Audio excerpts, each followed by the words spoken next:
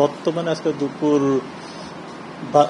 12টার সময় এটা পূর্ব মধ্য বঙ্গোপসাগর ও তৎসংলগ্ন পশ্চিম মধ্য বঙ্গোপসাগর এলাকায় অবস্থান করছিল এবং এটা দুপুর 12টায় চট্টগ্রাম সমুদ্র বন্দর থেকে 805 কিলোমিটার দক্ষিণ পশ্চিমে, কক্সবাজার সমুদ্র বন্দর থেকে 740 কিলোমিটার দক্ষিণ পশ্চিমে, মোংলা সমুদ্র বন্দর থেকে 765 কিলোমিটার দক্ষিণে এবং পায়রা সমুদ্র বন্দর থেকে 730 কিলোমিটার দক্ষিণে অবস্থান করছিল।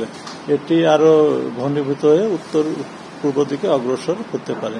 হ্যাঁ, এবং চট্টগ্রাম, কক্সবাজার, মোংলা, পায়রা সমুদ্র বন্দর সমূহকে আমরা 1 নম্বর দূরবর্তী সতর্ক সংখ্যা দেখাতে বলেছি এবং উত্তর বঙ্গোপসাগর ও গভীর সাগরে অবস্থানদার মাছ ধরা ও নৌকা ও ট্রলার সমূহকে পরবর্তী নির্দেশ না দেওয়া পর্যন্ত উপকূলের কাছাকাছি এসে সাবধানে চলাচল করতে বলা হয়েছে এবং সেই সাথে তাদেরকে গভীর সাগরে বিচরণ করতে না করা হয়েছে।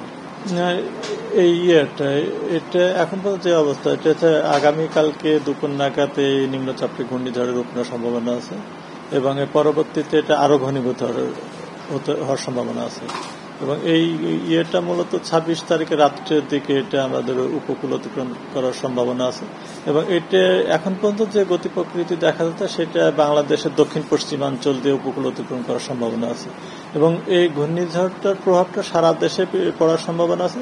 সেক্ষেত্রে সারা দেশে আপনার ভারী বৃষ্টিপাত এবং বাতাসের সম্ভাবনা আছে এবং একটা ঘূর্ণিঝড় যখন উপকূল অতিক্রম করে অনেকগুলো বিষয় এখানে থাকে, আপনার ভারী বৃষ্টিপাত হয়, বাতাস হয় এবং জলোচ্ছ্বাস হয় এবং জলোচ্ছ্বাসের ব্যাপারটা নির্ভর করে আসলে ঘূর্ণিঝড়টা কোন সময় একটা ল্যান্ডফল করছে, এটা জোয়ারের সময় না ভাটার সময়।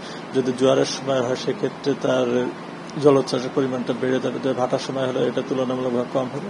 অনেকগুলো বিষয় আসলে জড়িত। এটা যখন হবে সময় আরো আগাবে, আসলে হয়তো কালকে বিকালে হয়তো আরো ভালো তথ্য আমরা আপনাদের সামনে দিতে পারবো। আমরা এখন গভীরভাবে পর্যবেক্ষণ করছি এবং আমাদের যদি সিগন্যাল কি পরিমাণ সিগন্যাল লাগে এটা আমরা 24 ঘন্টা আগে আমরা সিগন্যালের ব্যাপারটা নিশ্চিত করবো।